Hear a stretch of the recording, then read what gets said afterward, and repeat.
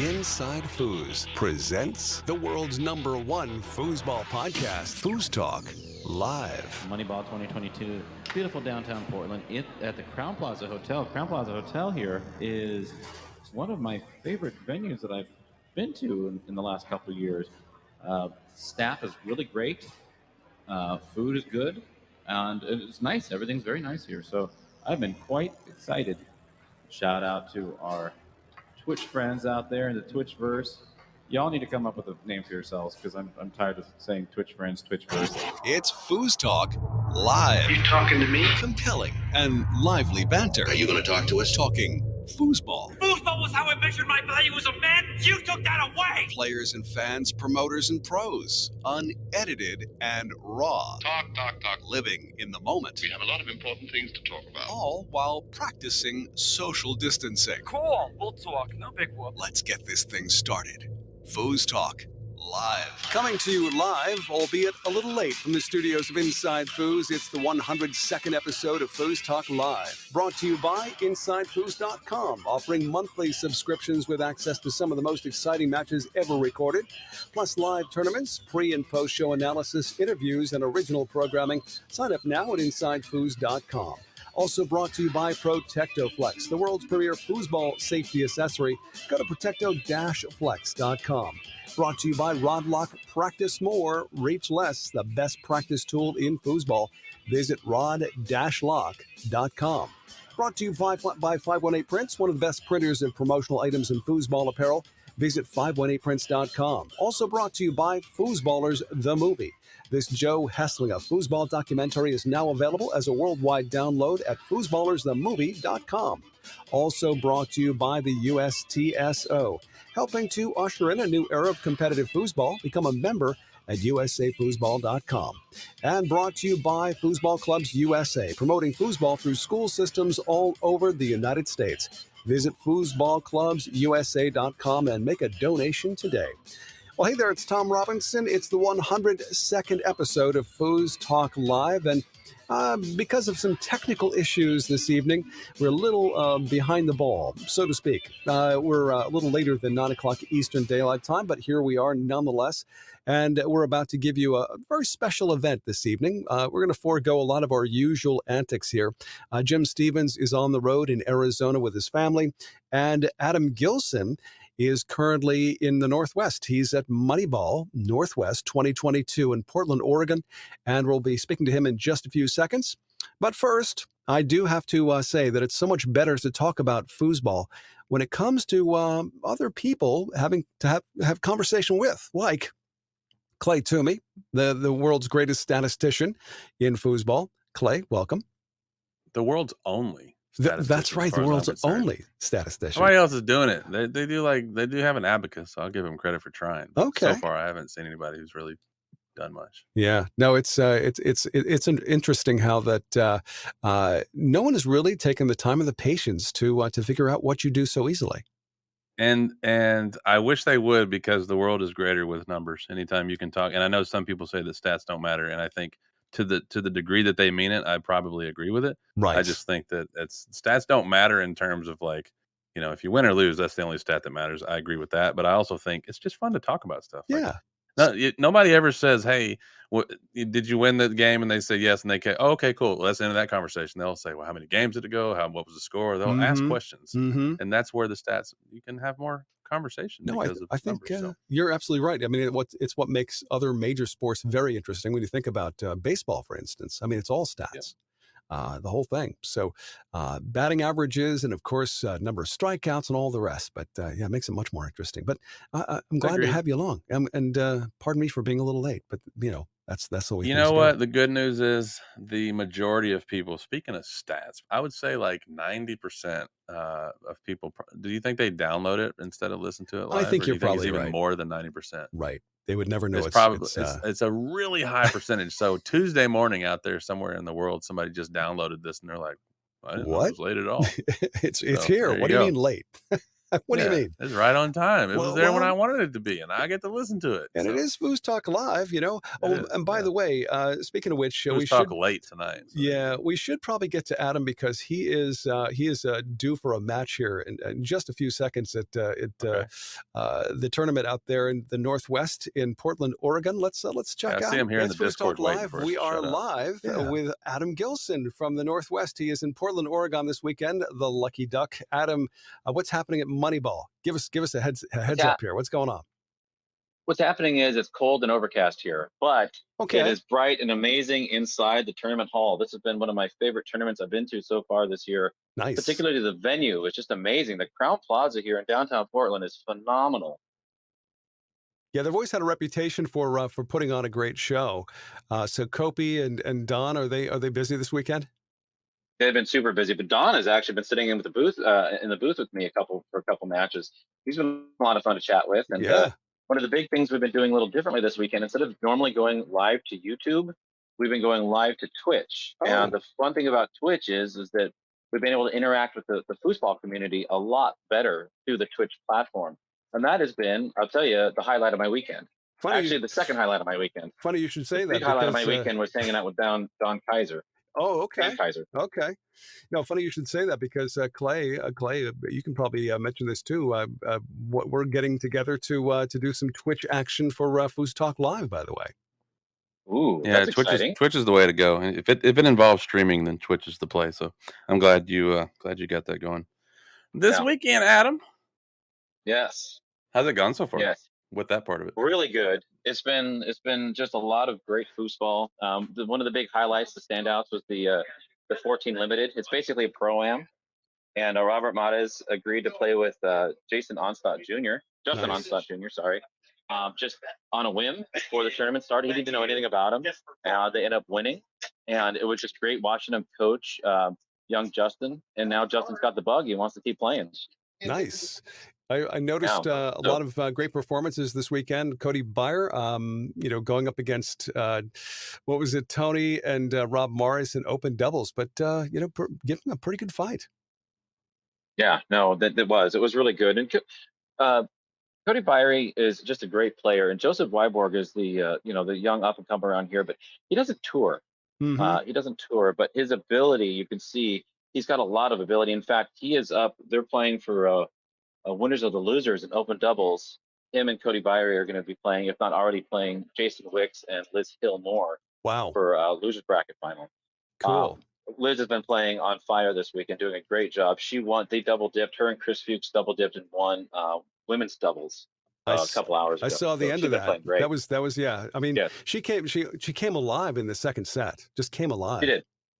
Yes, she's the first set she was flat. We talked about it, and champions eke out matches, but real champions learn from their mistakes, come back and dominate. She did. She dominated in the second one. Yeah, I think it was 4 unanswered pull shots near the end. So and they were the players they were playing Julie O'Halloran and Christine Brazel, two longtime players, two good players, two great competitors.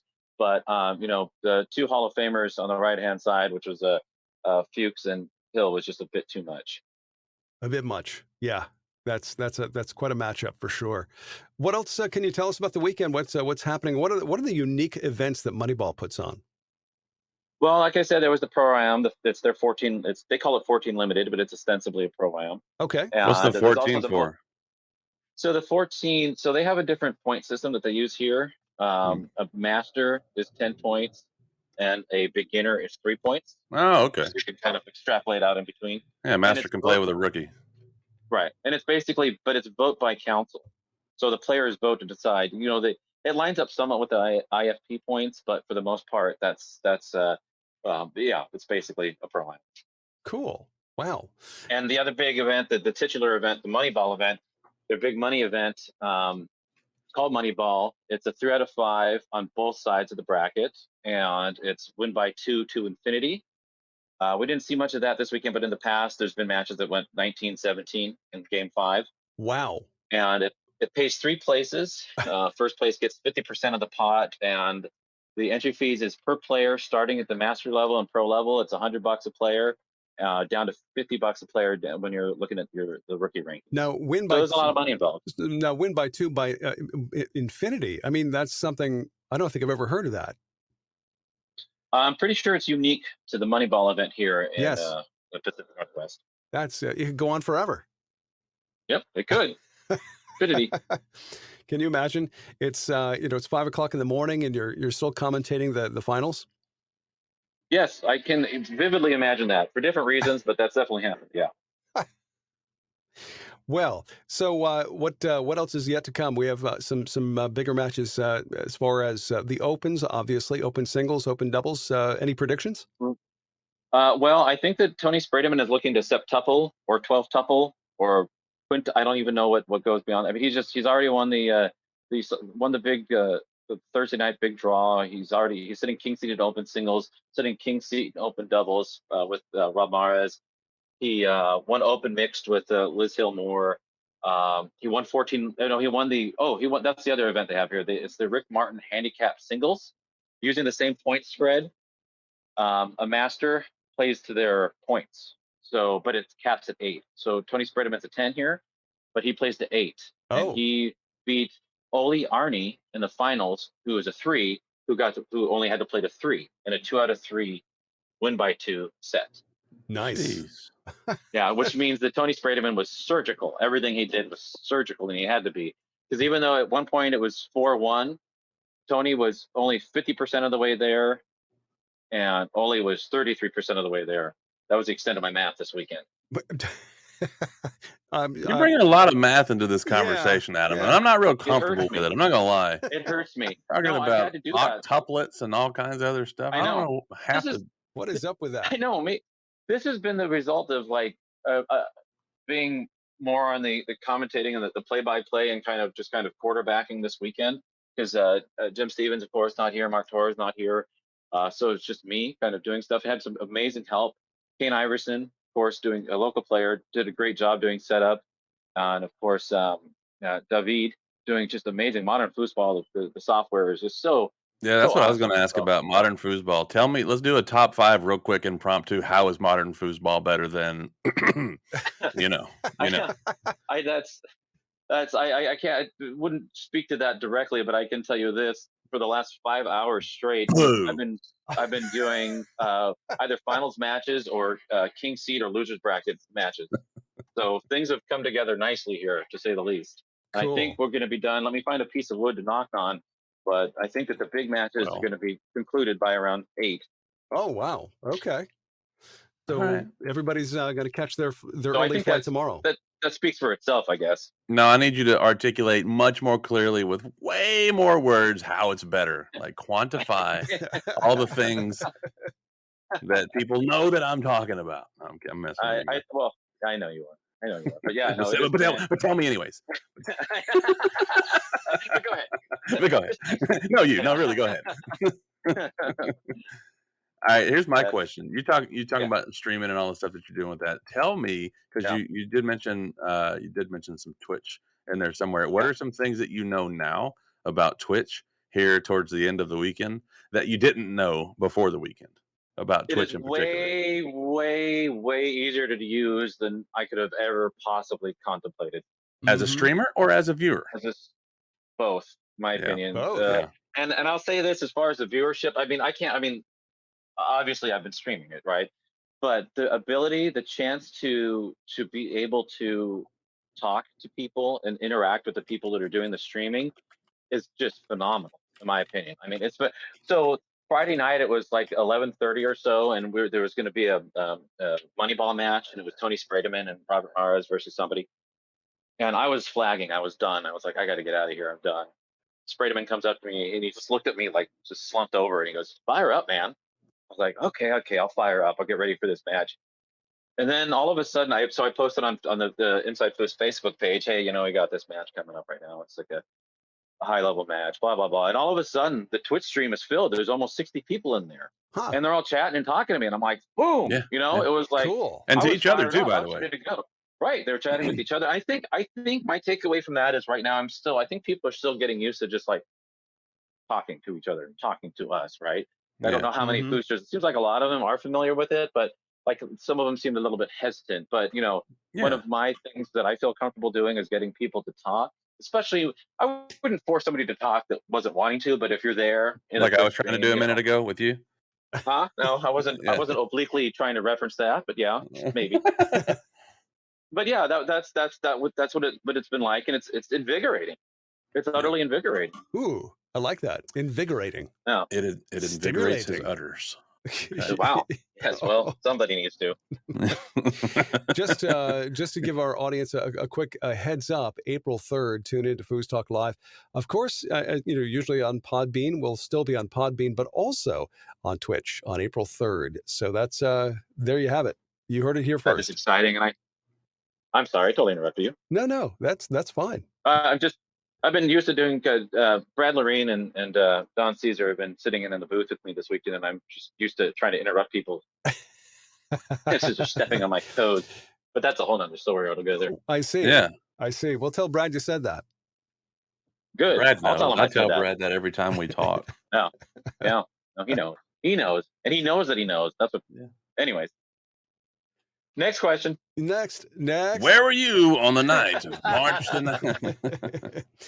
Well, Adam, so you'll be able to catch your early flight tomorrow? No.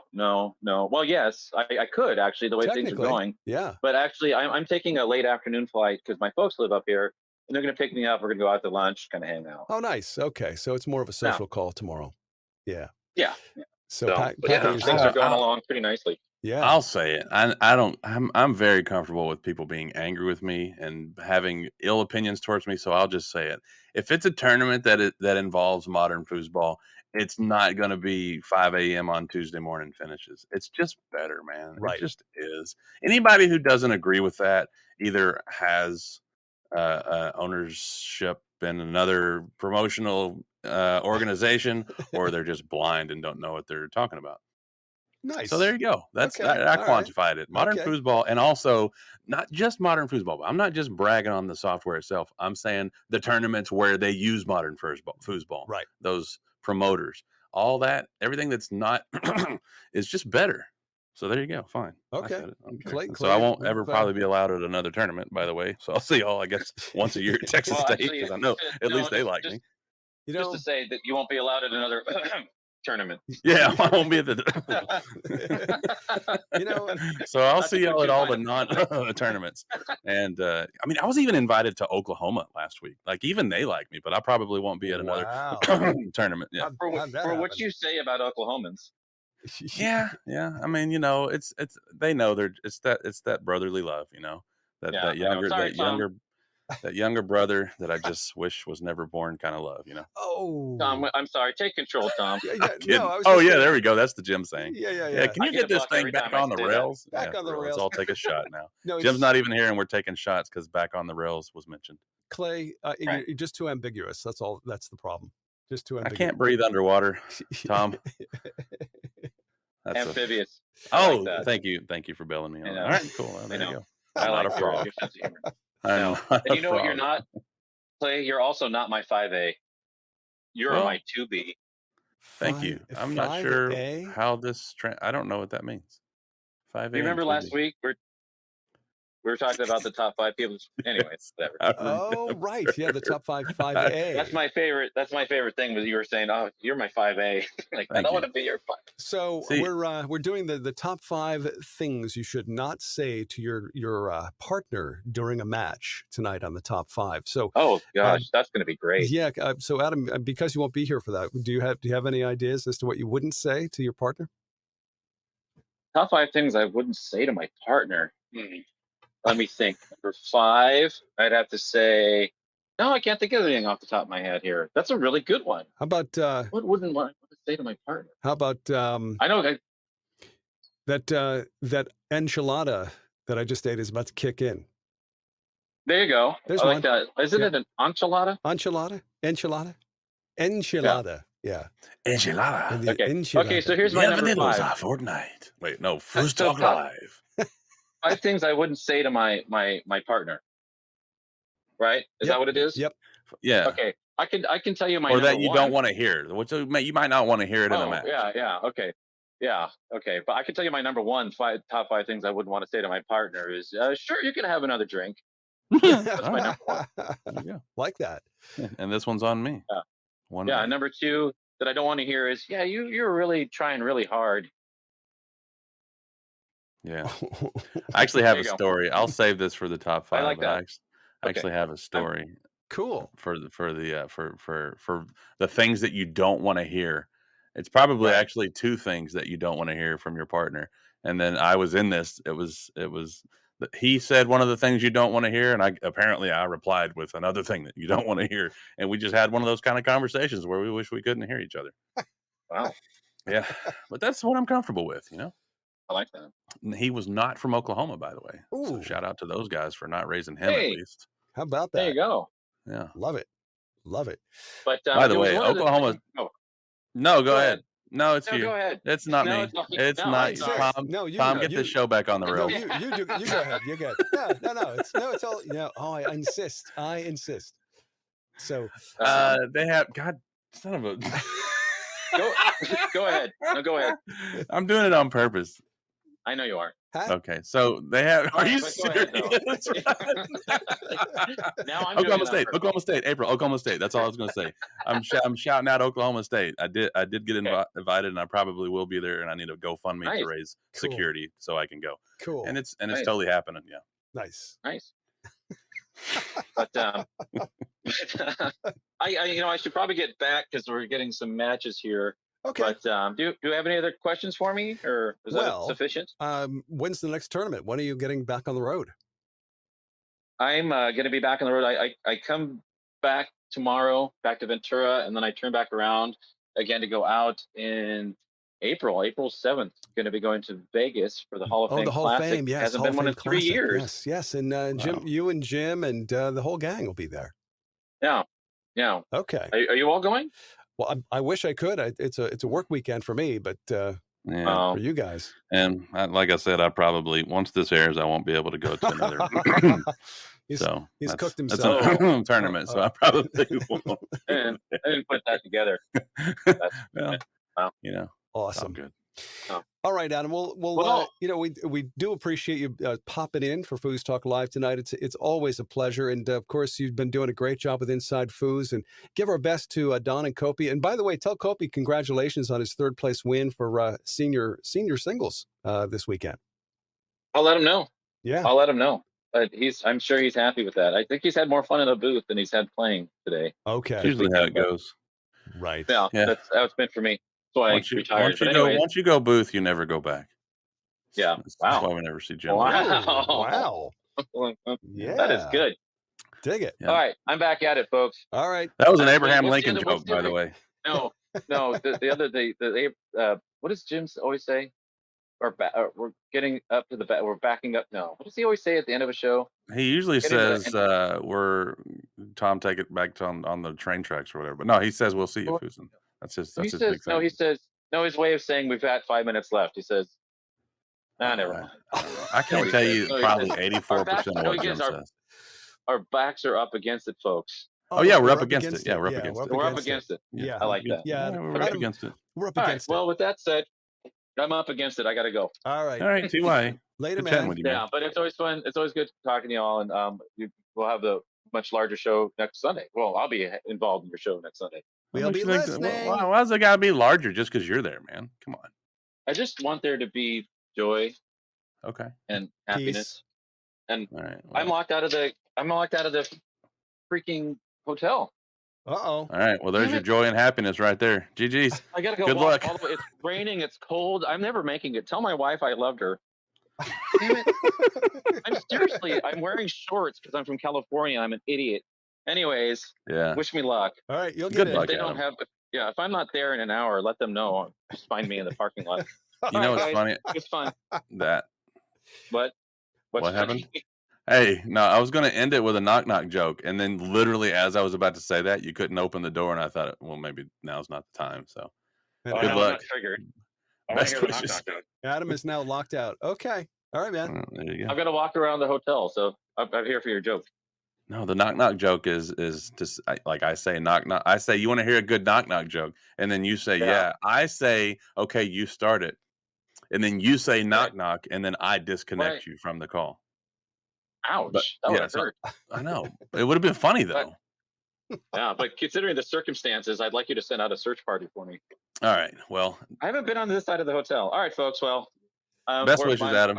Yep. Okay. All right. Thank you. Bye. Good luck. See ya. Ta-ta. There you have it. Adam Gilson live from Moneyball Northwest 2022, locked out of the hotel. Uh-oh. That's hilarious. It's the best. Only Adam can pull that off. Adam Gilson. By the way, if you go out for a smoke and you're at Moneyball, maybe you look for Adam. Let him back in the building. Wow. Clay, does he do that often? Every time we talk, actually, that's how every conversation ends, by just being locked out. Yeah. Yeah. Plus, the conversation just never seemed to end. I mean, it's like we said goodbye. It's what, 3 probably or 4 still times? going on in a parallel universe, if we're being totally honest. Yeah, right. Well, I think it's only fair because FoosTalk Live continues. I think it's only fair that we bring on, of course, Mark Torres, who, by the way, is 98 hours without eating, and I think he's a little grumpy tonight. Mark? Probably 99 by now. Yeah, you know what? I don't want to give fake stats, so I'm going to look at my app here and tell you it is 97 hours 46 minutes 29 seconds. I haven't had food. Oh, so it wasn't even 98 hours yet when you told us it was 98 hours an hour ago. Come on, Clay. I'm going to go ahead and let y'all know. He Mark said is grumpy when he's probably going to bail. 97 hours and 46 minutes. And I'm exaggerating a little bit. You know what I was thinking about? So Moneyball was the new InsideFoos was launched at Moneyball 1 year ago. Yes. And we brought all our stuff. We flew over there. It was like $2,000 in travel expenses. Wow. And we lost money. And look where we are. A year later, we got Adam there. I think it's a way better presentation. It's on Twitch. It's behind our paywall. We've come a long way in a year. I'm pretty proud of what InsideFoos. I don't have to be there. No offense. But hey, man, we're doing some stuff. So I'm really excited to hear Adam's success out there. And I've heard it's a great show, and we're still progressing, still getting better. So thank you, Adam, for that update. Thank you, Clay and Tom, for checking in with him. And I'm pretty happy with what we're seeing. No, it's a great tournament. So, yeah, why wouldn't we be there, right? It's one of the bigs. So we certainly enjoyed. So Mark, I know that you're on the road again soon. Are you going to Hall of Fame? I am not going to Vegas. Oh, really? I'm not going to Vegas. No, I did a lot of foosball tournaments last year, so I'm being pretty picky. About where I go this year.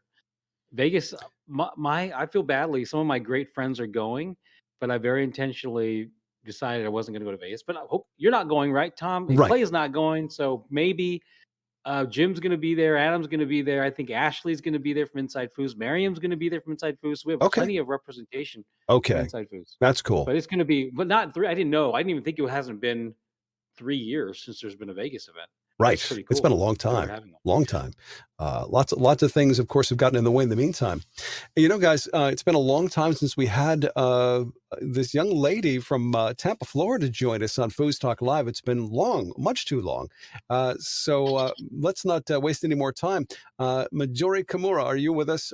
Can you hear us? Yep. Hello. There you are. Welcome back to FoosTalk Live, Midori. Hello. So there we go. What's going on in Tampa tonight? What be happening? Not too much. I'm feeling pretty good because I was getting a little hangry there for a minute. I was feeling for Mark. I hadn't eaten in like 2 hours. But I whipped myself up some waffles, put some strawberries on them, a little bit of cinnamon, and dredged it in some syrup. So I'm feeling much better now. Was there butter too? I don't need to hear it. Butter too? Oh yeah, obviously. I know. Clay went out to have steak earlier and described. Oh yeah, he was telling me all about the steak. The steak sounded so good. It was like a 14-ounce ribeye. Right. Clay. I got this one move I do where I throw a punch, but I use an elbow instead, and I'd hit all 3 of you right now. Boom. Clay, talk about your steak, please. This was the best steak I've had probably since 2014, 2013 maybe. And it actually might have been better than that one, which I think 2013 was the last time Mark ate, so he can probably relate to that. Yeah, I went out for dinner last night with some friends and went to a nice steakhouse here in Dallas and spent way more money than I expected to, and it was so good, so delicious. It was the 14-ounce New York strip actually. Nice. And yeah, I got it cooked super well done and dipped it in ketchup. No, you did not. No, I didn't. I didn't do that. I didn't do You're that. not unfriend you on any social media we're connected. Yeah, no. I don't. They don't let you live in Texas if you do that. Yeah. Good. Yeah, they don't even have ketchup in the building probably. And I actually got these what do they call them? Trussel fries. something. Yeah, fries. Ooh, truffle fries. Yeah, and they were Oh, I huge. love truffle fries. Seriously. And I didn't even ask for ketchup for those, just so they wouldn't think Throw that you I was out. using it for my steak. And this 3-cheese, this 3-cheese macaroni that was almost like I was ready to get married again, to be honest. Just to the food, by the way. That's the cleanest version of how I can say how good that food was. And it was just absolutely delicious. That's great. It was amazing. And then I went and played some foosball afterwards, and I recovered like half of my money that I blew at the steakhouse. Oh, for playing foosball. Yeah. Okay. Yeah. Okay, nice. So A successful it was a good night. here in Successful Dallas night, last yes. night. Well, just to point out that the best steak in Texas is a New York strip.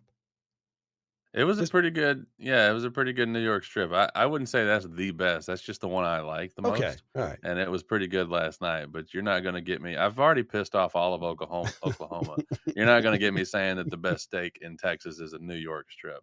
New I need to York live City. here, and I need people to care about me here in Texas. So Right. I will say that that's my choice of cut. I do like Okay. other ones, and that's just what I was in the mood for last night. Okay, And I got Mark. it, and I loved it. And it's great. Mark, gonna ask you the question: when is the fast going to end? So here's the deal. I have to lose 3.5 pounds by April 8th. However, my birthday is on Saturday, so I'm trying to lose the 3.5 pounds this week. I'm trying to lose it. So I might fast 7 or 8 days straight. 3.5 so pounds. I'm day number 4 right now. That's just what? So 3.5 pounds is what, like a water weight gain, right? I'm not out of water. I don't have any water. I can't hydrate any further. I'm not even kidding you. I played basketball and ran. I don't sweat anymore. So it gets to a dangerous place. Yeah. So to answer your question and move on, I'm going to probably fast I'm on day 4. I need to fast either 3 or 4 more days. I'm going to make the weight, and then I'm going to be the fat guy I want to be and eat like a flipping glutton. And so I have a question about the terms of this bet that you have with Billy. Yeah. Do you have to weigh that on that date, No. or do you just have to be? Do you have to be there at any point before? It's not At like any it's not like a fight. It's not like a No. fight Okay. where you have to weigh That's in the at best. that point. No, Okay, I can weigh in tomorrow, and then I'm free rolling because it's cool. it's dinner at Craft Steak and $1,000. The last time I took Billy to Craft Steak, it was a $600 flipping dinner. Whoa! Yeah. Craft Steak that's an amazing steak. I'll take you to Craft Steak, Clay. I'm down. Midori, We can end this show right now, and I will fly to wherever that is, and we can go. Midori, if we're cool at some point, maybe I'll take you to Craft Steak. But the best steak I ever had, now we're talking about steaks, Charlie Palmer Steakhouse. I was working in medical sales, and they don't give a shit about budgets. And so it was it was $100 an ounce for Wagyu beef, and I got 5 ounces of Wagyu beef. No way. Steak. $500. One of the guys had that last night. I don't know how to pronounce it, but I guess that's how you pronounce it. Yes. That's what he had. They were cut up in these little tiny slices. Yes. And he was oh my happy. God. Crazy. He was happy. It's a Japanese type of beef, and they feed them beer and wheat, and they get so. I mean, it's horrible what they do to these cows. They're like full of fat. It's all really marbleized beef. It's torture, but that's I don't wild. have a heart. So they only have wheat and beer. I think that's all. And this is Japan, not Oklahoma. Yeah. That's the last joke I've ever. That's the last joke. Has anyone ever had alligator ribs? No. I didn't know alligators had ribs. But I didn't either. I just thought they were all muscle. There's just no bones. Anyway. Apparently, that's like a thing that people do. I don't know why. I've heard of alligator nuggets. I've had neither. Nuggets. Those are balls. Yeah, I know there's alligator nuggets. Alligators have balls? No. I don't know the anatomy. I'm not. Okay, go ahead. I don't want to interrupt you. Sorry. Anyway, so people were talking about how they tried these alligator ribs, right? And they were like super tough and dry. And I'm like, well, alligator. Like, have you ever seen like a A fat alligator? No. Not, well, we see No? lots of alligators here, but like, why would they be good? Like, why would you be upset that they're not good? I Right. could have told you they're not good. Yeah, Anyway. ketchup. Why I'm would not you be eating upset? reptiles. I don't know. I don't do reptiles. The alligators Reptiles have and balls. amphibians. I don't Right? do. Frog legs. Yeah, not a fan. Squid. No. I'll let you guys know really soon was about that alligator Siri? balls. Was Thank that you, Siri, Siri for that joining us on contribution to FoosTalk Live? I didn't know Siri knew anything about foosball. Maybe she every does. day. Alligators have penises. Oh. Peni, I think is the word. I'll let you know about balls. That's the Where plural. is Jim right now so we can ask Tom to get back on the rails? On the rails I here. apologize Get it for back ever on the making rails. fun of that. Jeez. We are talking about Set up foosball and good FoosTalk Live tonight. Eventually, it Ish. is something. Now, Midori, I wanted to ask you: Are you planning on going to the World Cup this year? Yes. Well, I'm planning on it at the moment. I've not bought a plane ticket, but I plan on being there. Yes. Cool. Pending any catastrophes. Right. Well, you know, Could of happen. course, world situations being what they are, let's presume that it does happen. What are you doing to prepare? Well, I just played like one whole hour of foosball this Friday night, so I feel like Yeah. I'm back on track. Yeah. I saw you As eating far- waffles earlier. I saw you eating waffles doing the That's- Rob Mares Breakfast the Champion. It works for him. Yeah. So There you go. just waffles. What else do you Breakfast, need? lunch, and dinner. Nothing. I don't think. You're like Mark. You just don't eat. No, I eat. Oh No, waffles. That's Oh. the same. That's you just eat waffles and then go play foosball and you win. Yeah. There you go. That's it. That's a When combination. you're that level of good, which I'm not, Mhm. but apparently Midori is, you don't have to practice. You just show up and kick everybody's ass. No, I can't tell you how sore I am from this like hour and a half of foosball I played. Like, how am I going to play a 5-day tournament when can barely like rotate my shoulder after an hour and a half? Wow. So, When was the last time you actually got out and competed? oof. Worlds. Worlds. Yeah. Okay. Yeah. A few months for sure. Worlds. Well, It was Worlds like was 8 Tornado months ago. or whatever, not worlds, whatever you want to think. No, The we one in call it Kentucky. It's Tornado Championships, but it's Yeah. a world. Kentucky. Yeah, We were all there for that one. We Mhm. were all I don't there. remember anything. we were. about Yeah. Yeah. Mark doesn't And remember that's- anything because of the last time I heard. lack of nutrition. Yeah. Now, Or- Midori, do you typically travel with an entourage or a group to the World Cup when you go? How do you just We didn't last time. I don't know how it'll go this time. I was even considering like flying to Louisiana to stay with the Ruse for like a couple days and then like all flying out together. Cool. Because they also have all the tables there. But nothing is set in stone, so I guess we'll see. I'll probably go with the cheapest option. Nice. Speaking of the Ruse, I got to ask a question. Let's ask a hard-hitting foosball question. So Sullivan's been playing with Hannah. Have been very successful, and she was your steady or kind of a partner before then. Do you have any Mhm. plans to play with Sullivan anytime soon? Well, we're playing Vegas because we won the last one. That what was it, 2019? I guess now. Mhm. So we're playing Vegas, and then I'm sure they'll play the ones that they've won. So like Worlds and like Kentucky State. So, but there's like a few, like Linda, I'll play Colorado with because we had won the last 3. So it just kind of depends on. I mean, I haven't gone to as many tournaments, so like obviously Is that like she's been going and crushing it.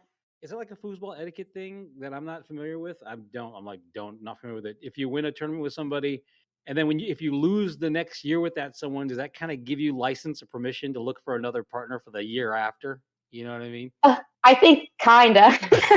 I mean, you don't have to. It's not like once you lose, like you're kicking that person to the curb or they're kicking you to the curb, and you're never gonna play together again. But I mean, it's possible, like because you're gonna keep it going while it's working. Like, why fix what's not broken? You want to win. And then if you think like if you lose and you feel like, oh well, we still could have won, like play together again. Or if you lose and you think like, oh, it's just not, the chemistry's not there anymore, then it kind of frees you up to have that conversation, I guess, if that's what things change all the time. So be honest, Partnerships. Midori, be honest with us. How many foosball divorces have you had? I can think of 2 right now. But go ahead. Stop.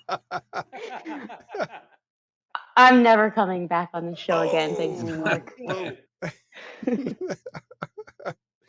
Well, anyway, no, we're hoping for great success for you when it comes to Hall of Fame. That's going to be a great time for sure. I hope. For a second there, I thought you left us. She did. She's still physically here, but she left. Right. Oh yeah, I'm gone. She's gone. She's out of there. Yeah. Mhm. Well, guys, I know that because Jim is not here, he's out there in the wilds of Arizona. That's why nobody's here to say get this back on the rails, Tom. Right. We all missed our chance there. Absolutely. He's dragging his house behind him, with his kids. It's great. But I know he's having a great time and wishing he was here with us. But we are still, even though we didn't do an IPA this week, we didn't do the honor group, this kind of thing, or a flashback, but we're still going to do a top 5. I think that this, of course, we have to maintain the top 5 tradition. So guys, the top 5, just to be clear, this is the top 5 things you don't want to hear from your partner during a match. Does that make sense to you? Yeah. Oh, you don't want to hear. Yeah. Yeah, Mark, you got quiet, by the way, Mark. You're way far away from your mic. Oh, I said, I did what you don't want to say because I wrote down 5 things I actually said. We'll take either one. Well, I don't want to hear all 5 of the things that you don't want to say. So things you don't want to hear during a match from your partner. From your partner. Yes. Okay. Top 5 conversations that don't need to be had during a match. I wrote down 5. Go ahead, Tom. All right. Are you ready? Here we go. Time once again for the FoosTalk Live Top 5. 5, 4, 3, 2, 1. FoosTalk Live Top 5. Number. Mark, would you like to take the honors on this one, or would you like to begin? Yeah, why not? Sure. Top. So these are things I've actually said. You've actually said during tournaments, yes, because here's the first one I said. I'm going to pretend I'm frozen for the next 30 minutes so we can use that extra medical timeout. Okay. I've said that during a match, blackout drunk. Blackout What was drunk? the context there? What was the? We needed another timeout, so I held the rods frozen for like 45 seconds and lost my nerve. But I had like a fake panic attack in the middle of a. There you go. I wanted an extra. We were out of timeouts. I said I want to pretend I'm frozen for the next 30 you got a minutes medical. So we could use the medical timeout. Oh God! To stand at the rods catatonic. That is move. Digging deep. And that rattled my partner so bad. He got so rattled. Like, what is wrong with you, dude? And I'm like, I've been drinking for 3 hours, bro. Let's move on. That's digging deep. Midori, I didn't even know if it worked. Midori, what? We lost the match. What's the number 5 thing you don't want to hear from your partner, Midori? Oh, I didn't know they had 4 points, or I would have tried harder. That's a good one. I love it. Clay, you may go next. I have such an urge to just make jokes about Oklahoma because they've been an easy punchline for a little while, but I'm gonna pass this time. Okay.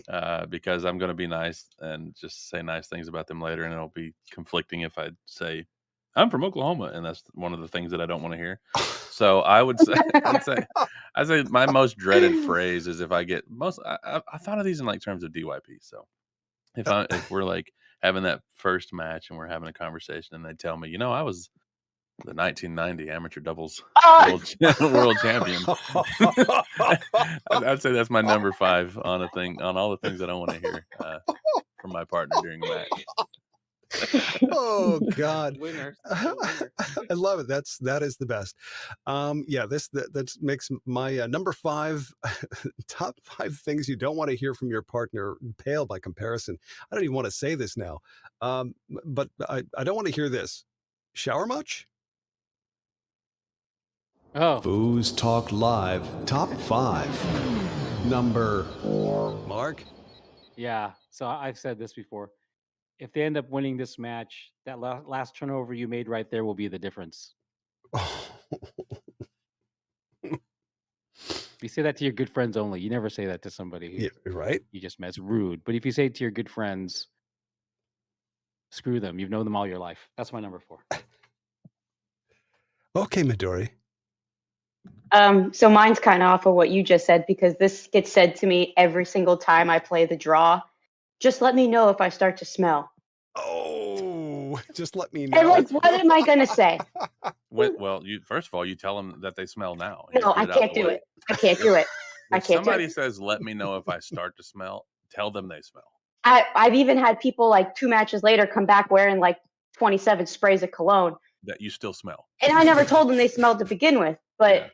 I just don't like. Yeah, no. If you're wearing, if it's like a Baskin Robbins case of cologne, then you got 31 flavors or whatever it is, then that's too much cologne, and you smell, you stink. Don't be I that can't guy. do it. I can't tell them. All right. You're just too can't tell. polite. That's all there is to it. Too polite. Next time that happens, just let me know, and I'll just yell from across the room. You smell like shit. Okay. Yeah, piece of cake. I got you. All right, Clay. Thank you. You're number 4. Yeah. Again, it's a DYP thing. I wouldn't have this if it was with partners that I play with regularly because I trust them, but I don't trust DYP partners always, at least. And I think I'm primarily a forward most of the time, and I think one of my biggest pet peeves is when I'm not struggling and I get it on my 3-rod and they give you the old like subtle elbow and say, "Hey, come on, call timeout real quick. Let me shoot." Like that, I can't. It drives me nuts. I hate that. Like I'm not struggling, or if it's like game 1 and I am struggling, but hello, it's just game 1. Like take it down a notch. I don't want somebody to just give me the elbow and say, "Hey, call timeout. Let me shoot." It drives me nuts. I hate it. I hate it. I thought maybe you're going to say tap the table, but maybe that's part of your list. I shouldn't give that away. Give it time, Tom. Give it time. Give it time. Give it time. We're not to the number 1 yet. All right. So. Well, the world champion of things to not do in a match, by the way. My number 4 top 5 things you don't want to hear from your partner would be that jalapeno enchilada I just ate is about to kick in. So much of this is body hygiene stuff. That's all I know. FoosTalk Live top 5. Number 3. Okay, I said this to Adam Gilson. We played in pro doubles a couple times. I told him I sacrificed a goat during a full moon for blessing so we could win this tournament. For what? What's it again? I sacrificed a goat during a full moon for a blessing so we could win this tournament. Sacrificed a goat. Okay. Yeah, nobody can see this. We're on video with each other. Like nobody else can see that we can see each other. And the face that Midori is, the face of disapproval / concern that Midori is giving. I love goats. Yeah, Mark doesn't. It is a very common sacrifice during a full moon. Very common. You should look it up. It's hey. Damn it. Let me look that up right now. Hold on just a second. Do it. Oh. Hey Siri. Midori, what say you? So this one's kind of actually serious. Okay. If we're in, if it's like a big point, like that could affect the outcome of the match, and if I'm playing with somebody who has decided that like they're the captain of the team, like whether they be a higher ranked player or they just have like a handle of what's going on, if they're going to give me advice, I don't want them to give me advice and tell me a specific thing to do at a specific time. Like if you want to say, look for this I've seen this is open, look for it or something like that, but don't say on this very next possession you're going to shoot this exact shot that's not even in your like set of your series of things that you do, and I want you to do it and count to like 8 and then do it. Don't tell me to do that, because it's never worked for me one time. It might work if they do it because it's in their series or they know exactly what they're looking at. Sure. But don't put the pressure on me to do that exact thing at that exact moment, because it's not going to end well. It never has. I've actually done that before. I've actually I've elbowed my partner who was playing forward and told him, like in a local DYP, "Hey, call timeout real quick." And I didn't say let me shoot, so I'm not being a hypocrite. In a DYP, it's different. I told him literally, I was like, "Hey, dude, just set it up, count to 4, and go middle." And and the thing is, like, I didn't even work. I had no read on that. He was just overanalyzing to the point that he couldn't score, and so I was just, the only reason I was saying it was just like, just do something that you're not doing. It doesn't even matter if you score, but he didn't know. But it worked, and he thought I was a genius. See, it wouldn't have worked for me. Well, yeah. Well, I wouldn't. I'm just saying, you could tell other people to do it. Just don't tell me, because I'm telling you, it won't work. Okay, I can't wait until we play together. I was going to say again, but I don't even think we've played together once. Really? I guess not. I don't know. All right. Well, I'm not offended if you're not. So. Well, go to Vegas. I need partners. Okay. Well, let's talk about that after the show. Then maybe I am going to another tournament. Little callback. My number 3 is actually something that I said during the tournament. I was playing in a draw at Colorado State with a very good player who shall remain unnamed until the end of this, at least. And it was like third game, best 2 out of 3. Third game, he had it on his 3-bar, and it was like either 3-3 or 4-4. I can't remember, but it was like a shot to win or a shot to go to match point. And we were playing against, I want to say it was Mike Philbrook. So it was like a decent opponent. Very, very, that's such an understatement. Mike Philbrook is a badass. It was a very good opponent, and we had a chance to win. And my teammate got it on their 3-bar and called a timeout. And he's known for making good decisions and calling timeouts in that situation. Unfortunately, I had to tell him that was our third timeout. So we turned the ball over, and then we lost the match very quickly. Ouch. Third timeout. Yeah. So shout out to one of my favorite officials, the head official of Earth, Tom Yor. That's nice. That's who I told that to. So there you go. That's my number 3. Yor? Really? That was our third timeout. Tom Yor Senior? There's only one Tom Yor. There's Tom Yor and there's Tommy Yor. Oh, I see. I see what you're saying. Yep. Okay. All right. Yep. Okay. Well, wow. That's a great one. Again, yep. I don't know how we could possibly. Yeah. Okay. So my number 3, top 5 things you don't want to hear from your partner is, could you not drop the next pass? Yeah. Yeah. Such solid you hear advice. That a lot, Tom? There's some pain in that. I hear some pain in there. It's I've heard that before, unfortunately. FoosTalk Live Top 5. Number 2. I said this to a mixed partner to make her laugh. It worked. I've never done well in mixed, but this worked.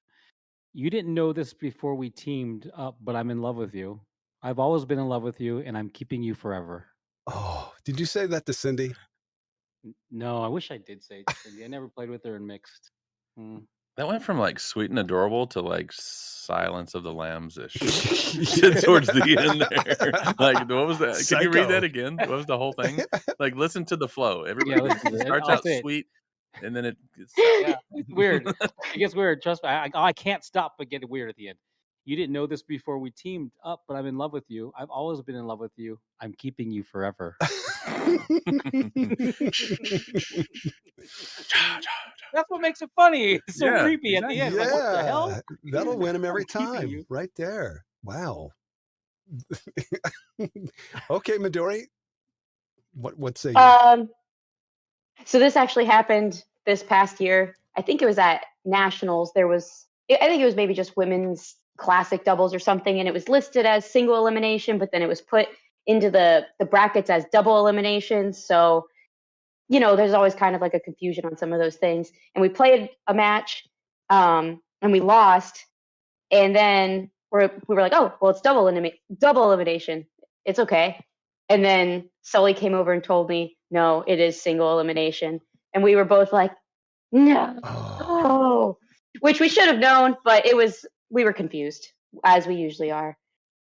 But that was very that was very sad to hear. As you usually are. I don't find that credible at all to say that. That's, no, I'm going to vouch for that. Actually, I've had enough conversations with Midori. I'm going to say that's probably true. Oh, really? Yeah. Statistically speaking. Yeah. Okay. All right. That could be another.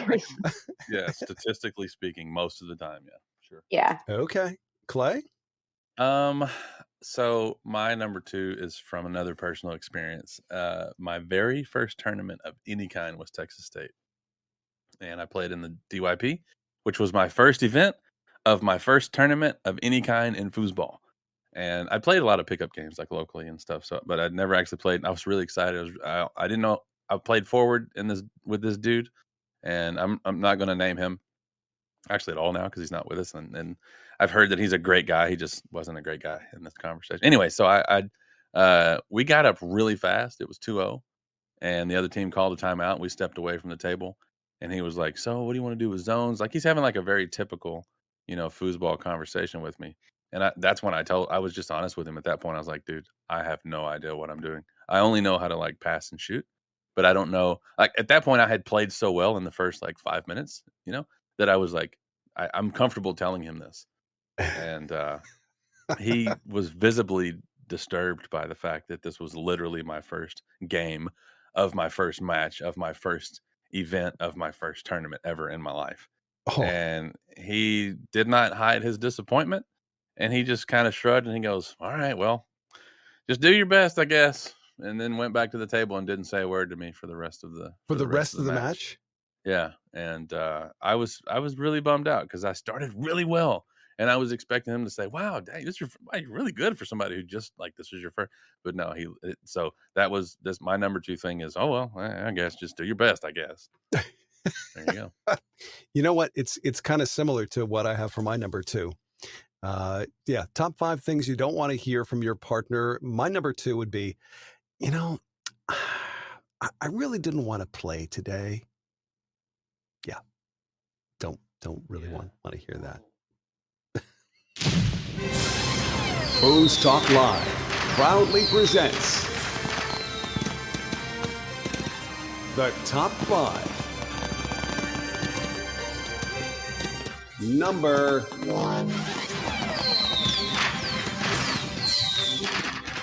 Oh, this ought to be good, Mark. Well, I don't know. So I have fond memories of this because the late Ken Lowe, he was a good buddy of mine out of East San Jose. We did our first traveling outside of. We went to Oklahoma to play, and it was 92. And Tommy remembers this way better than I do. I guess they had the U.S. Open or some tournament major in Oklahoma, and we played open doubles together. And we were the highest placing team, so we won tables. Back then, if you were the highest placing rookie team in open doubles, you won tables. But we were doing well in open doubles. We were like at 13th, which is pretty good in the 90s. And not so good now. That's out in 2 now. But I said this to him, and then we collapsed and we lost our match. But I was trying to make him laugh. I said, I brought us each a pony stick. So after every score, we can do laps around the table, slapping ass and hooting and hollering. What's a pony stick? Like a stick that has a horse head on it, and you're like a little child's toy. Yeah, I told him I brought 2 of them. I think he knew I didn't bring them because we came, but he was in the middle of a match. It was a tough match, and he just after he blamed me for losing that match, but we won the table, so we got better. Don't say that. Like if you're playing in this match ball against a pro team and you're rookies, don't make claims about how you're going to celebrate after every point because your partner will probably fall apart. That's my number 1. Wow, pony stick. I thought that was something. Oh, well, never mind. So that's the play. I'm taking pony sticks to all the tournaments from now on. There you go, man. We should form a team. You can do a lap, slap ass. 100%. Can that be your carry-on item? Yeah. Yes. I just got a new suitcase actually a couple weeks ago, and you'll probably fit in it. Perfect. Yeah. If you're comfortable with like enclosed places. A golf bag and put a bunch of Make pony it work. sticks in Make it work. There you go. Yeah. I want one, but I want mine to be a unicorn. There you go. Of course you do. Or a Pegasus. A Pegasus? Do you want wings? Yeah. Okay. Ooh. Yeah. How about a Pega unicorn? I'm uncomfortable with how that all sounded. Yeah. Any animal you say, Pega unicorn. Jim, get this thing back on the rails. Please, Midori, give me number 1 before I say more words. Don't do that to the unicorn. Oh.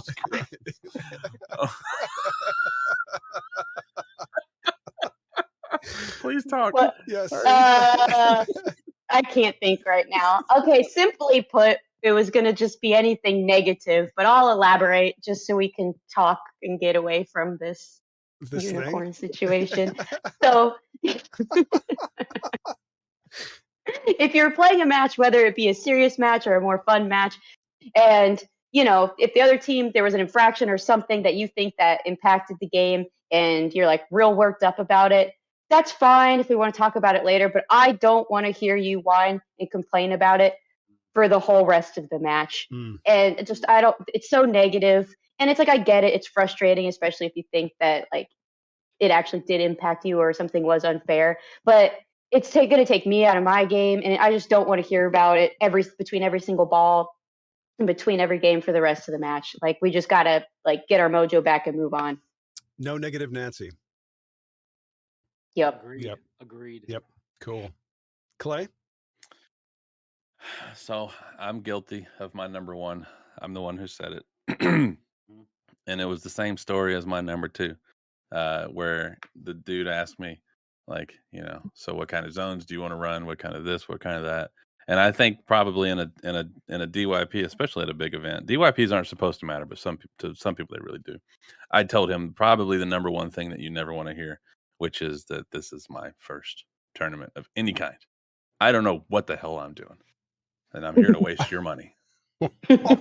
I would guess that that's probably the worst thing that you could say to a partner. Is it? The DYP is the perfect time for that. It really is. And the longer so like a quick aside here, that experience has completely shaped how I view A, DYPs, but also B, new players.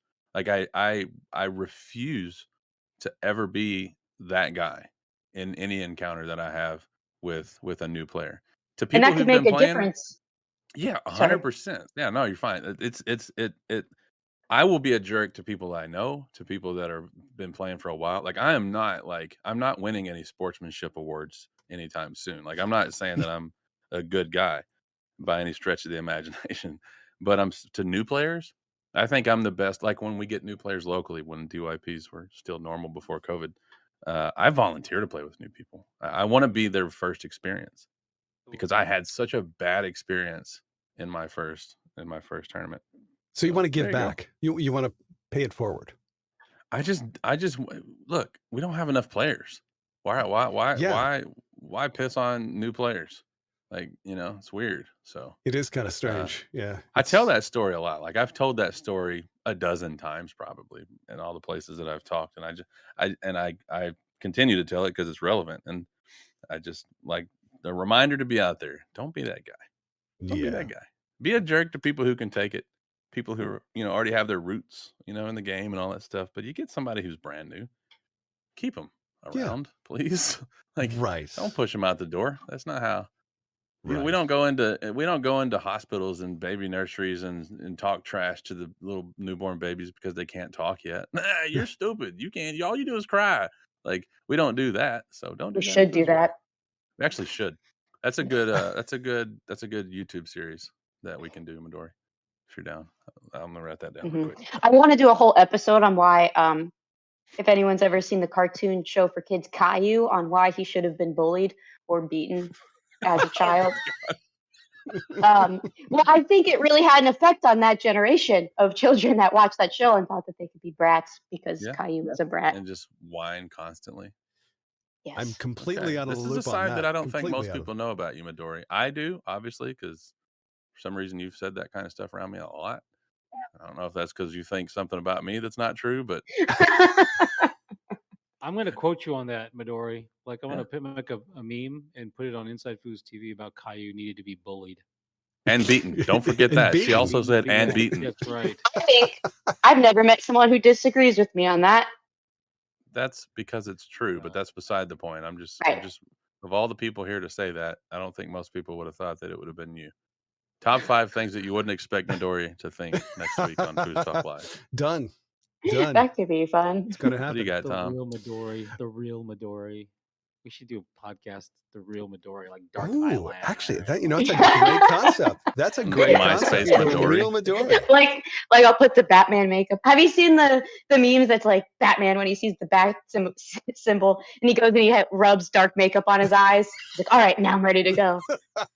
Dude, this is instead of it being Midori Kimura, it used to be Midori MySpace. Oh, there you go. You got your MySpace emo. He doesn't even know what MySpace is. There was no MySpace. He gets that joke. That's a joke. I had a sneaky MySpace because I wasn't allowed to have one that I got on like once a month.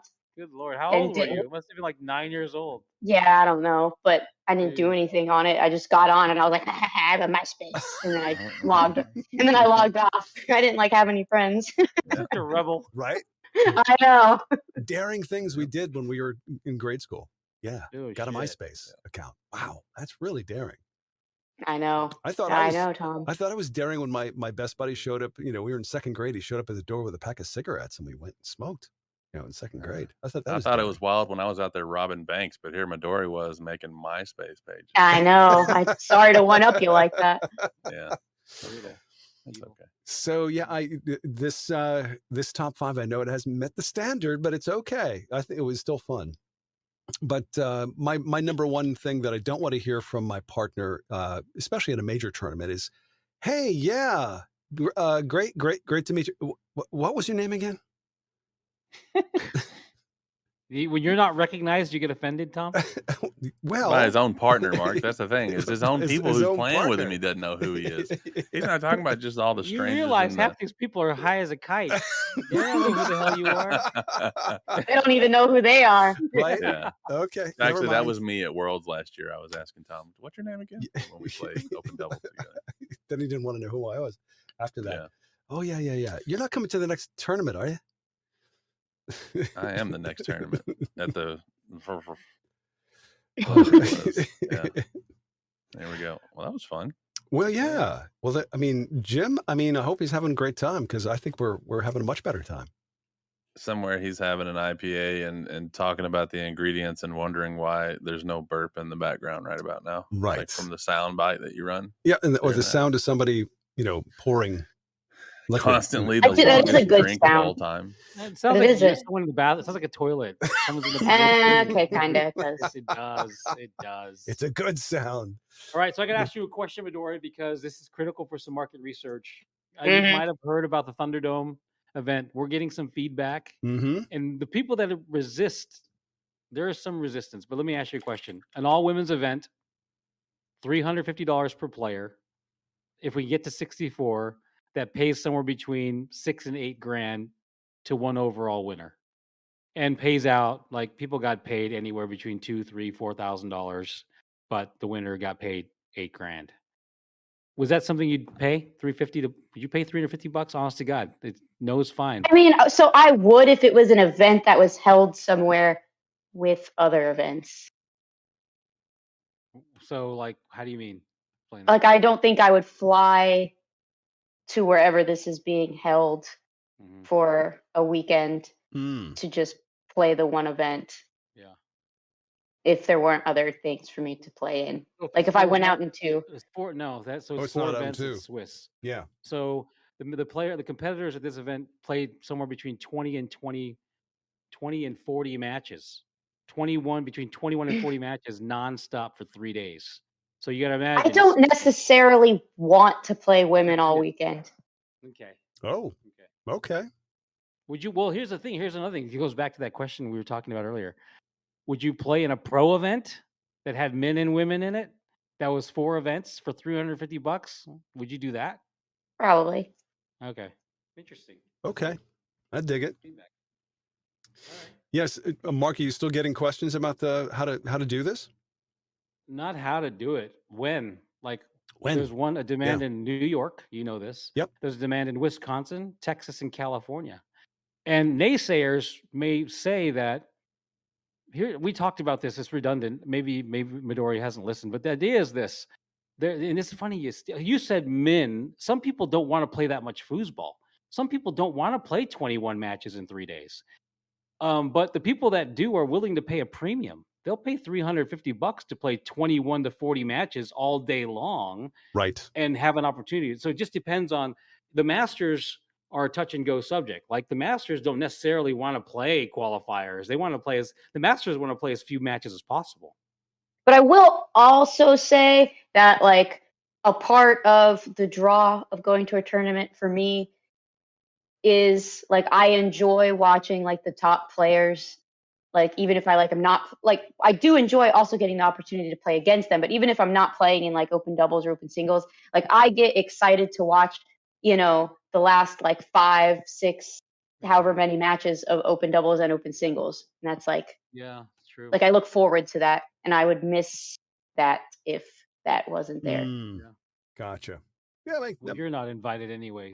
So listen, I never accepted. No, I uninvited you. Okay. Here's another question I got for you guys, and this is another point of interest. That's a topic of discussion. Imagine a ranking system that didn't use points.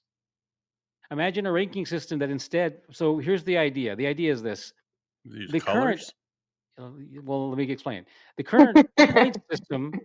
You got to understand historical context. Back in the 70s, we didn't have digitized outcomes. Everything was pen and paper. Nothing was on the internet.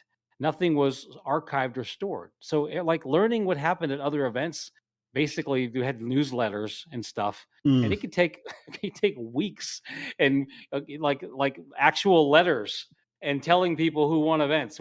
So they created a point system to delineate ranks and skill levels to properly manage entry fees. But we're in a different era. So where basically every outcome of every tournament is digitally archived and available visibly. So imagine a ranking system that didn't use points at all. All it did was had a very clear, transparent outcome-based metric. So that if you played X many events, you went from beginner to rookie, and you have X amount of finishes, you go from rookie to amateur, and X amount of finishes. So you don't use any points. Um, Maybe you need points when you get to pro if you're going to seed. But even there's an argument against seeding. They didn't seed in the 70s either. What's the point of seeding? Anyway, Clay, what is your immediate reaction to a ranking system that doesn't score you points? Think it through. Well, to just answer the end of that, the point of seeding to me is to ensure that Tony and Ryan don't play each other in the first match, and then one of them has to fight through the losers bracket if you're doing a double elimination. So the point of seeding has a purpose. I'm not saying that it's superior or mandatory or any of that stuff, but there is a point, and then whether or not you care about that point is its own comment. But like March Madness, it's seeded, and it's fun seeing 64 upset number one.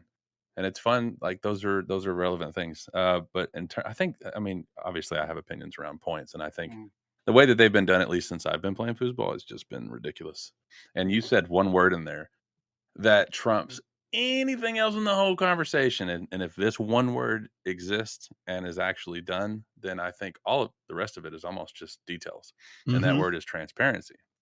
And so if what you're doing is clear and understandable and transparent to the players, I frankly think that that's the most important thing. And it's like 90% of what matters.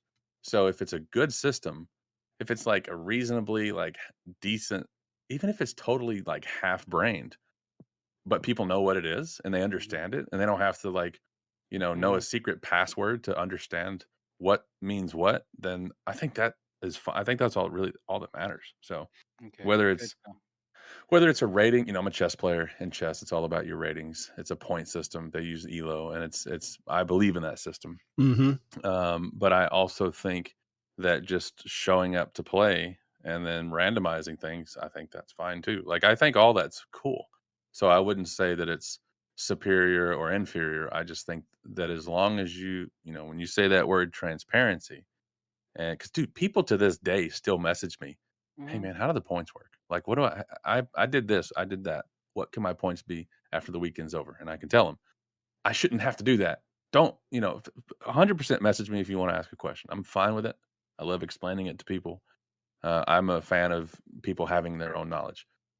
It shouldn't be that way though. You should be able to look on a website and know how the points work. And if you're talking about actual transparency, then the system itself is almost secondary to the fact that it's transparent. So that's my opinion on anything related to points or ranks or anything like that. And it could be like a rolling update. Like if you finish, like there are some sports, some competitive organizations where what you do this week, how you finish this week, like the top 10 in this tournament, next week they're number 10 because that's what they did last week. Right. And then it's a rolling update constantly. So you might have, if, Kevin Romero finishes first at this tournament, he might be number one seed next week.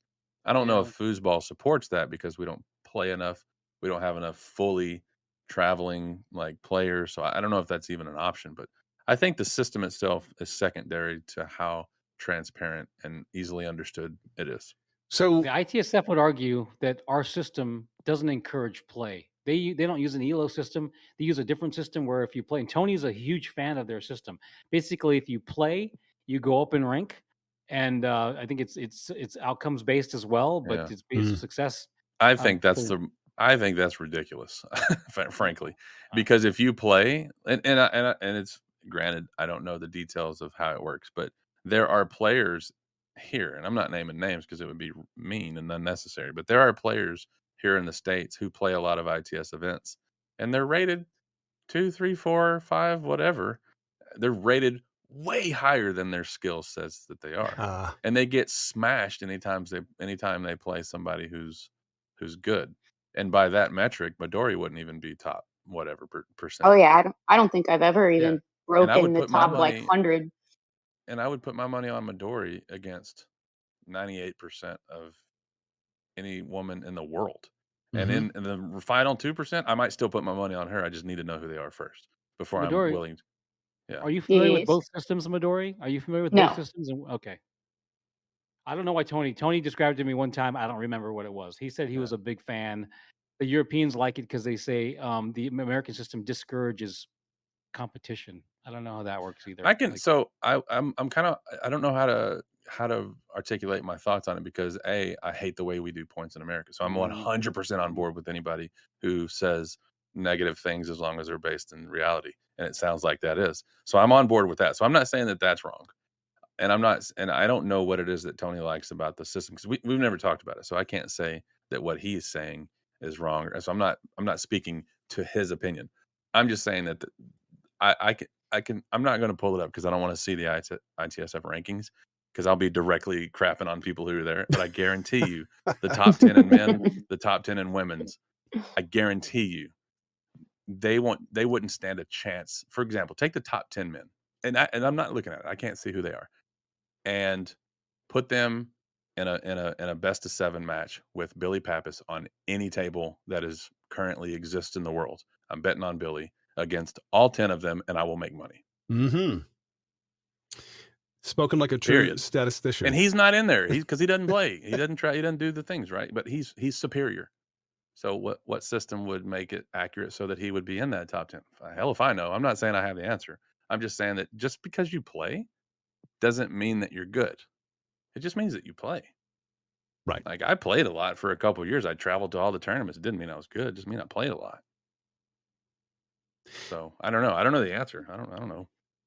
I don't You actually know, know. so Well- I wish I knew more about their system because then I could speak intelligently and but anecdotally, like from the outside looking in, I can absolutely say that that experience doesn't equal skill. Why is it then when, let's say, in my local neighborhood, I decide to join I'll say bowling league, and I signed up for the bowling league, and this happened several years ago.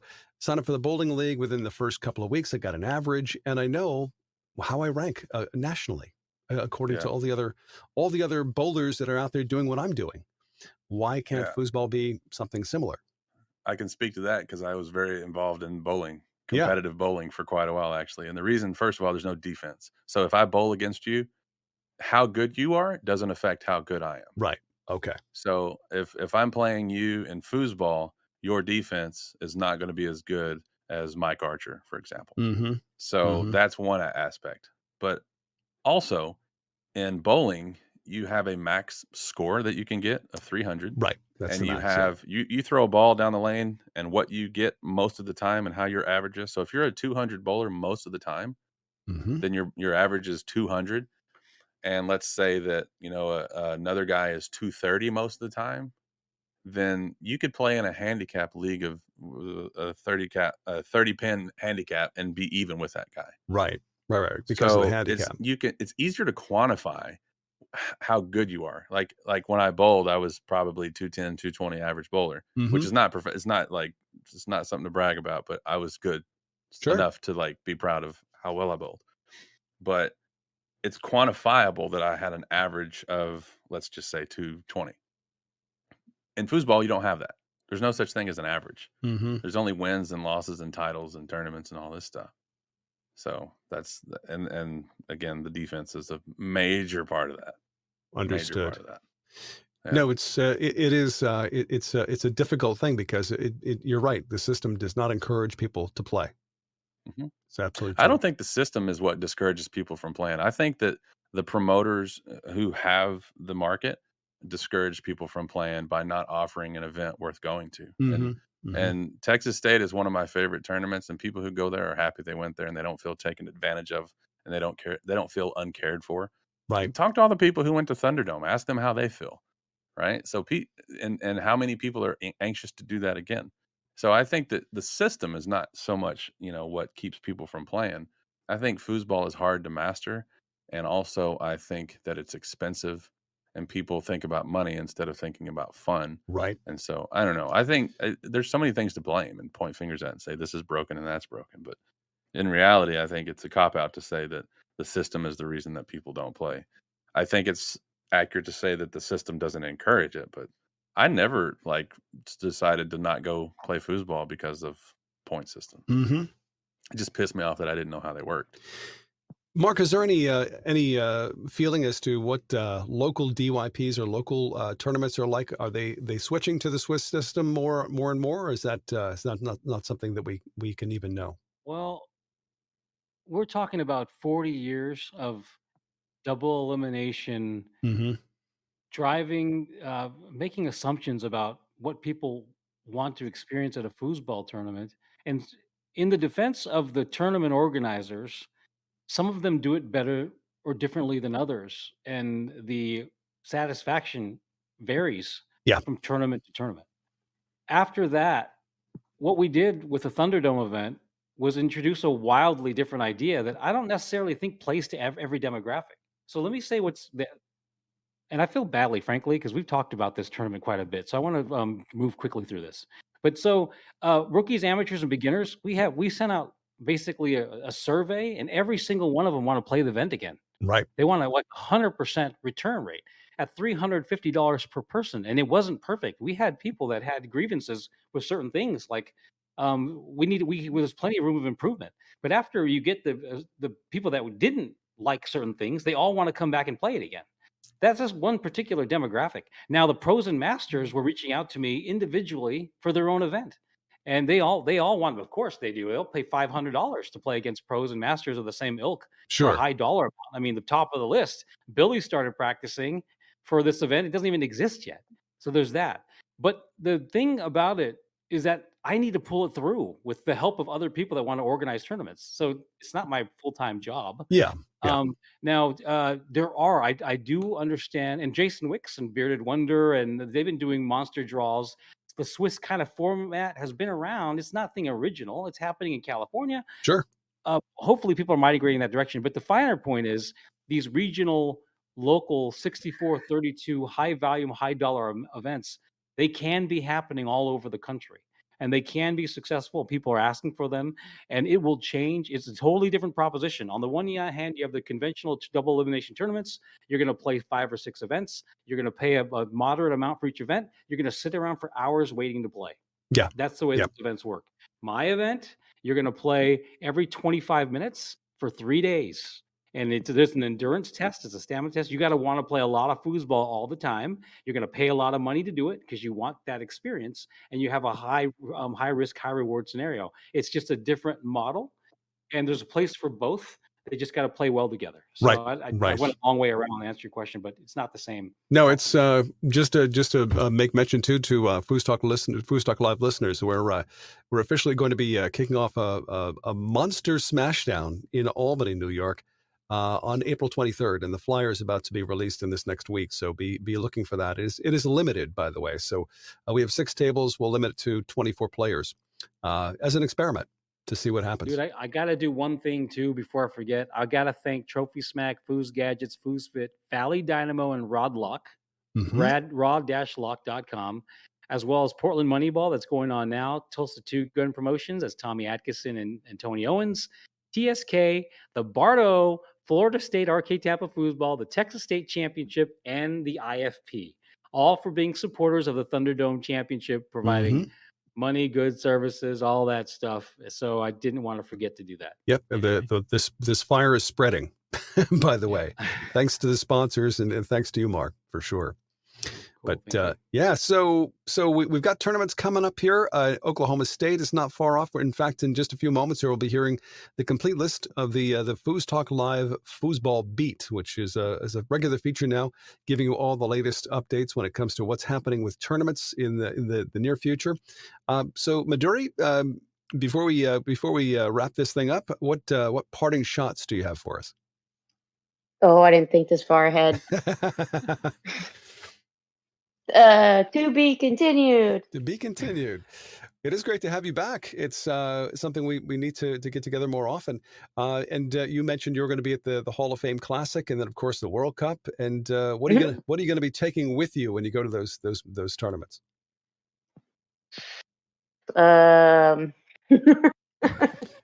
Your game? Yeah, hopefully. Are you taking a friend? I'm taking a positive mindset. There, that's what I was looking for. Love it. Good luck with that. Mark, parting shots. I talked a lot, man. My parting shot is foosball has always had a great trajectory, better now than ever, and there's a lot of cool stuff happening. Holy crap. If I could tell you all the stuff that I'm tinkering around with, cool. You'd blow your mind. There's so much weird, like so many interconnecting pieces all over the damn place, but it's not an appropriate. Well, you know what we should do is we should urge Clay to bring back shooting the shot, so he can be you can be his first a guest. And I was his last guest. That's right, the last and the first consumptive for the second episode or the second season. Maybe the last of the second season. Yeah. So, Clay, what say you? What we have any parting shots? Yeah, it's not a shot. It's a funny message I got the other day, and I mentioned earlier about Oklahoma State coming up in April. It's like in a month. I got a message from Tommy the other day. He said something funny. He said asked me if I wanted to do a dunking booth at Oklahoma State. Really? Yeah, he said we can make some good money with all the shots you've been taking at Oklahoma. And I was like, yeah, I don't probably raise enough to pay off a mortgage, to be honest. Dunking booth. I'd be there all day, dude. I'm not even from Oklahoma. Right, dude. It's like $100 bills. So it was a joke, it was funny, it's hilarious. But I don't know, dude. That actually, like, could you imagine a dunking booth in Oklahoma and I'm the one that you pay like $10 to throw a ball at or whatever? I'd make sure that nobody was there. $1,000. I promise you, I'll spend $1,000 at the booth. Yeah, I'll spend $1,000. Can we? Maybe if I could like recover my expenses to travel there, it might just be an easy way to go to a foosball tournament and actually make some money. That's actually a great idea. Definitely not winning. Can we fill but that tournament is coming up. It's the weekend of they didn't ask for this, by the way. This is just me talking. It's April 22nd through 24th, Oklahoma State, and pretty good chance I'm going to go. I got to check out some things and some calendars and stuff like that. Yeah. So instead of a parting shot, it'll be a parting shout out to Oklahoma, and I'll finish. I'll go back to crapping on them next week. But for now, I'll say that Oklahoma State's coming up, and yeah, if you're in the area and have some time on your hands, it's going to be that's Magoo's, by the way, 5002 South Memorial in Tulsa, Oklahoma. It's almost like you were ready for that. That sounded like a professional spot, and I promise you, it wasn't. That was like spur of the moment. We're filling the tank with IPA. Okay, that's that. It's almost like you're a pro, Tom. I don't know, man. That's why I call Tom Robinson the ultimate pro. And if you don't call him the ultimate pro, you're just wrong. Oh, stop. So there you go. The only pro. It's the only pro. You know what? Parting shout out. It is fun to hang out and talk about foosball. There's no doubt about that. Pro or no, I'm still the beginner on the table, but that's what I still love it. And Midori, it's great having you back again. Let's not make it another year before you come back. I'm available next Sunday, probably. Nice. Okay, cool. Yeah. All right. Like I said before, she's never told me no anytime I've asked her. All right. So there you go. There you go. Clay's just got to be the one to ask. The official. Pay attention to that. That wasn't a joke. That was legit. Legit. Yeah, that was a true stat. I'm done with you, Midori. I'm done. I think I'm gonna go get another snack.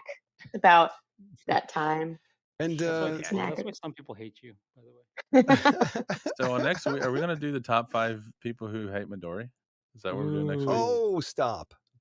Yeah, or top 5 people that Midori hates. That's not even possible. One of those is not even possible. Top 5. She'd take weeks to figure out who the top 5 were. Right? I think the only thing that would make me dislike Midori is if I found out that she was born and raised in Oklahoma. And I'm out. That's the parting shot. There you go. No, I'm kidding. No, well, I love Oklahoma. It's. I gotta say, Jim really did miss out on this week's episode. Episode 102 of FoosTalk Live. It's an absolute pleasure, and thank you so much for your patience tonight. We're running long on the tooth here, and Mark is getting grouchy, so it's probably time to call it a night. But let's get together for episode 103. Let's see how much Mark has lost by that point. Are you going to tell us how much you've lost at that point, Mark? Episode 103. Well, so okay, real quick.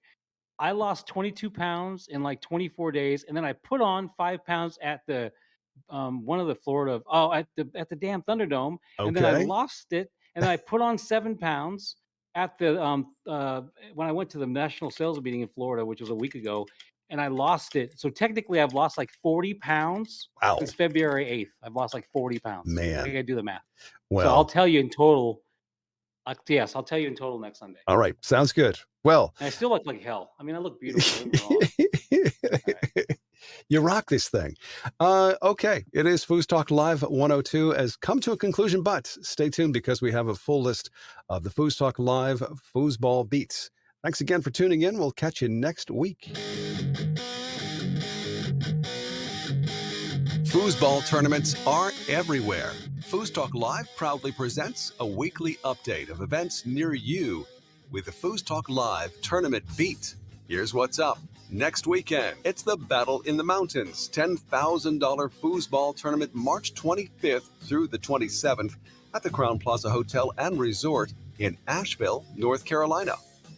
Next up, the Foosball Hall of Fame Classic April 6th through the 10th at the Golden Nugget, 129 East Fremont Street, Las Vegas, Nevada.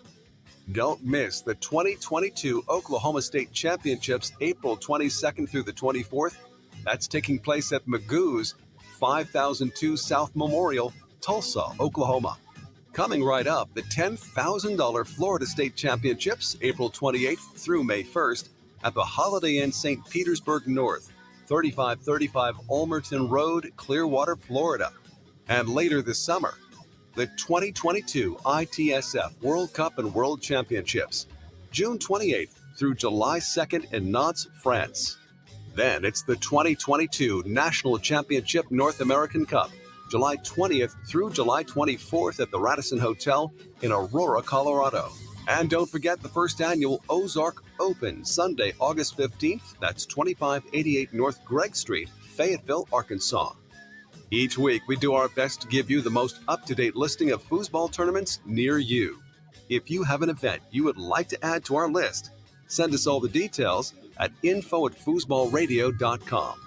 Tune in every week for the FoosTalk Live Foosball Beat. FoosTalk Live is a product of InsideFoos, all rights reserved. Brought to you in part by InsideFoos.com, Protectoflex, Rodlock, 518 Prince, Foosballers the Movie, the USTSO, and Foosball Clubs USA. Tune in again next week for another episode of FoosTalk Live. In the meantime, we'll see you foozin'.